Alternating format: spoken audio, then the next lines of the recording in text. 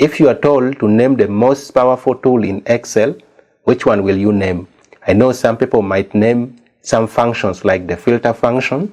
Some people might name Power Query or Power Pivot. All those are very powerful in Excel. But for me, I would say pivot table. That's because you can transform a very complex data, a very big data, into a very useful information using pivot table in just a few clicks.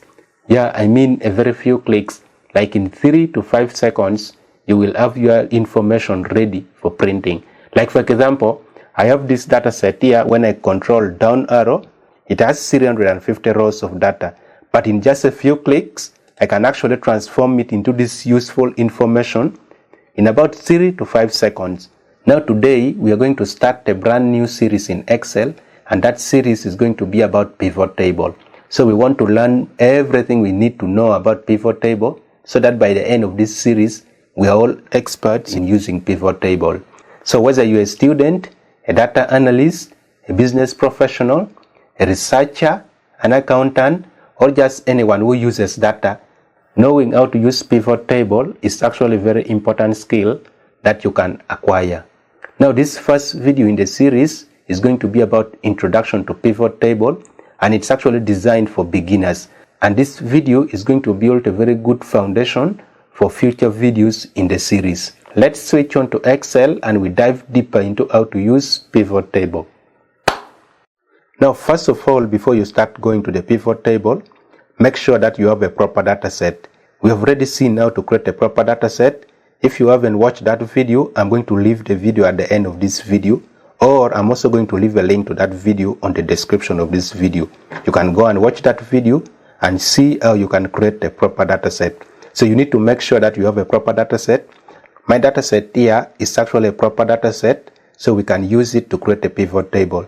Now to create a pivot table, you need to click on one cell within your data set. So I'm going to click on this cell. Then you need to go to the Insert tab. I'm going to click. Then from the Insert tab, we have the Tables group. Now from the Tables group, we have Pivot Table here. Now when I click on Pivot Table, click, it will open for me this Pivot Table from Table or Range. So this is actually a dialog box that we use to create a pivot table. You can see it's actually having a lot of options here that we're going to talk about. But for now, let's close it. So I'm going to click on this Close. The keyboard shortcut to create the pivot table is Alt+NVT, and it will bring for you the same dialog box. Now in some earlier versions of Excel, you simply need to click Alt+NV and it will bring for you the same dialog box. Now from this dialog box, there are actually a number of things we can talk about. First of all, here is saying select a table or range.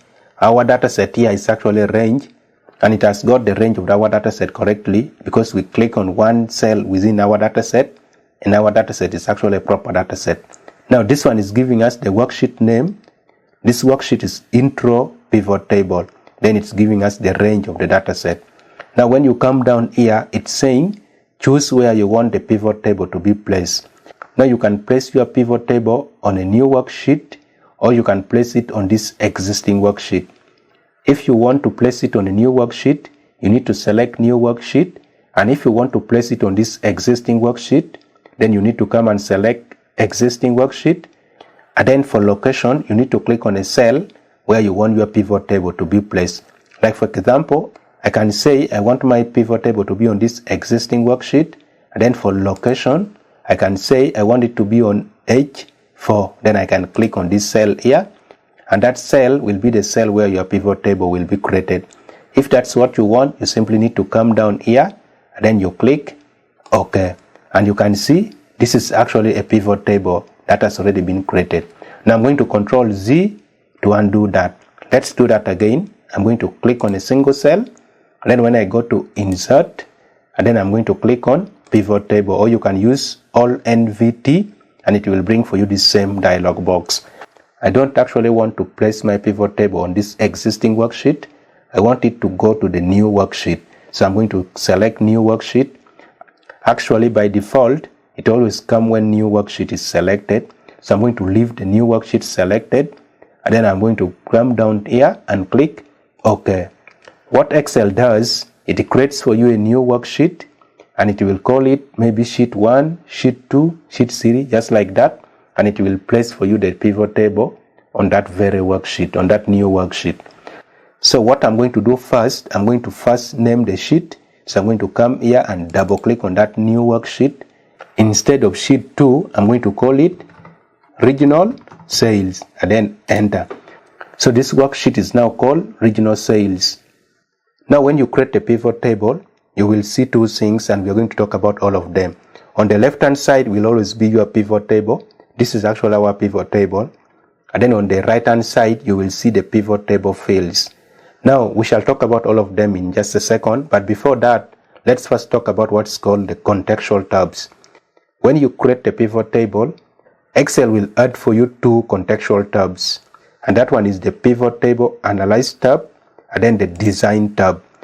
Now these two contextual tabs, when you click outside the pivot table, they disappear, and when you select a pivot table, they comes back.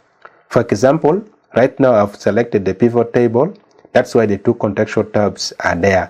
But when I click outside like this, you can see the two contextual tabs has disappeared, and even the pivot table fields has also disappeared. But when I select the pivot table by just clicking anywhere within my pivot table, click, the two contextual tabs comes back, and also the pivot table fields is back. Now when you create a pivot table, the first thing you need to do is to rename your pivot table. And to name your pivot table, you need to come to pivot table analyze tab, and then from the pivot table group, this is actually the pivot table name. By default, it will always put for you pivot table 1, pivot table 2, pivot table 3, depending on how many pivot tables you have created on that worksheet. For our case, this is actually the third pivot table I'm creating on this worksheet. That's why it's saying pivot table 3. But I want to rename it, so I'm going to click on the pivot table name and give it a good name. I'm going to call it region pivot table. Now before I click enter, I want you to realize that on this gray area here on our pivot table, you can also see the name of the pivot table there, but when I hit enter, you can see the pivot table name is now changed. Now let's turn our attention to the right hand side and we talk about the pivot table fields. Now from here, there's this close button here. This one is the button you can use to close the pivot table field. Like for example, when I close it like this, the pivot table field is closed, but you can see the pivot table is actually still on. You can accidentally close the pivot table field when you're working with pivot table, but if you want to open it back, you need to come back again to the pivot table analyze tab, and then from the show group, this is the field list. So when you click on the field list, you can see the pivot table fields is back. Now there is this downward pointing arrow here. This is actually the task pane options. When you click on it, it's giving you the option to move the pivot table fields. You can resize it, or you can also close it from here. So that's actually that arrow. Now below here, there's these tools. When you click on it, it gives you all these options here. Now these options are the different options how you can actually display your pivot table fields. By default, it always comes when the field section and area section stack option is actually selected. That one is actually this option that we are seeing here. The way you are seeing the pivot table fields being displayed here is actually the first option here. When you select the second option here, you can actually see the preview of how it's going to look at the side here. Somewhere here you can see it at the side here. But let's select it and we see how it's going to look. So when I select, this is actually the display when you select that second option. Let's go back to that tools, and when you select first section only, click, you can see it's showing us only the first section. The rest of the section has been hidden. But let's click, and then we select our first option here, field section and area section stack. I'm going to click this so that we come back to our default layout. Now before we talk about this search button, let's first talk about this field list. This is actually what's called a field list. And this field list is actually showing us just the fields from our table. Now let's go back a little bit to our table. I'm going to click on this table. You can see from our table here, these headings here that we are seeing here, this is what's called fields. in that analysis. You can call it fields, or you can also call it column headers. But for our case here, we're going to call it field because we want to get the pivot table very well. So the first field is the date field, the second field is the region field, the third field is the agent field, then it goes on like this. Remember these fields.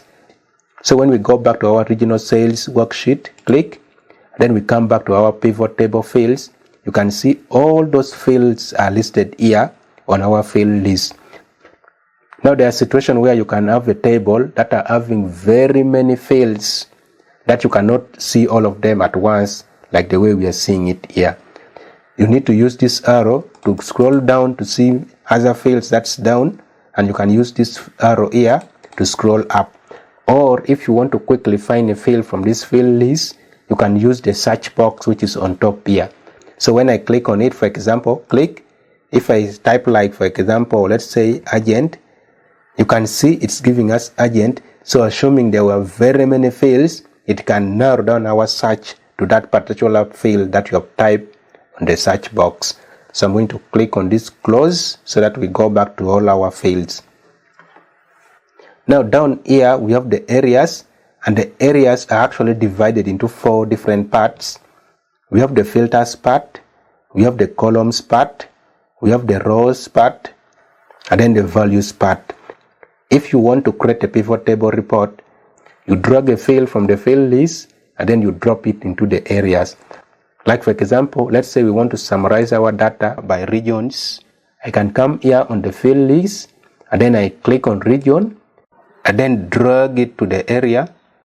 Now if you're seeing this black circle which is having something like a cross inside, that means you have not yet reached the rightful area where you can drop your field. But the moment you see that horizontal line, that means you can now drop your field. So you can drop your field on the filters, you can also drop it on the rows, you can drop it on the columns, or you can drop it on the values. Now like for example, for my case here, I want the regions to be on the row. If you want the regions to be on the column, you can actually drop it on the columns. Like for example, if I first of all, let me first drop it on the columns and we see what will happen. Look at the pivot table. When I drop, I'm going to drop it here, drop. You can see all my regions are now being displayed on columns. Now when you drop a field on areas, it will create for you the unique list of that field. Like for our example here, this one is creating for me the unique list of the regions on columns. That's because I've actually dropped the region field on columns area. Now the reason why the pivot table is actually very powerful is because of the way it can give you full control of your analysis. Like for example, I've dropped the region field on columns area here. But assuming I don't want it to be on columns, I've realized that I want it to be on rows. I can simply click on the region again and then just drag it to the row. You can see like this. You can see that horizontal arrow. It's showing that I can now drop my field. So when I drop it, you can now see that the unique list of the regions are now being displayed on rows. Now in the values area here, this is where you normally put your values. Like for example, if I want to see the amounts by regions, I can come to the field list, click the amounts like this, then I come and drop it on the values area. When I drop, you can see that it's now giving me the amounts by regions. Now let me also show you how you can remove a field when you have already dropped it on the areas. Like for example, if you want to summarize these amounts by agents instead of by regions. When we come to the field list here, you can see that all the fields that you have already dropped on the areas will have this checkbox. It will be checked using this tick, you can see. But if you want to remove it from the area, you can come to the field list and then simply uncheck it. For example, I'm going to come to the tick, and then when I click, you can see automatically it has been removed from the row area. So you can drag another one. Like for example, if I want to drag the agent, I can drag the agent and then drop it on the rows. Drop, and automatically I get my unique list of the agents and then the amounts by those agents. Or if you don't want to come to the field list and uncheck it, you can simply come to it and then you drag that field out. For example, I can come here and then simply drag it out like this, and you can see it's gone. You can also come to the field list, and instead of dragging and dropping it to the area, you simply check. And when you check it like this, now you can see we have our report here just by dragging and dropping. I can come here, and instead of row label, I can click and then type there region, enter, come here, then type amount, enter. Now before we end this introductory video to pivot table, let me show you how to delete the pivot table. You come to the pivot table like this, and then when you right click, you have all these options here. There's option to delete pivot table here. So when you click on it, you can see the pivot table is gone. Even the pivot table field is gone with the pivot table. Yeah, that is it for this introductory video to pivot table. If you haven't subscribed, please do subscribe, and if you found this video interesting, give it a like, then you share it with your friends. This is a video where we talked about how to create a proper dataset in Excel. You can click on it, then you go and watch it. Until next video, HM&S video number 79, then we meet again. Thank you.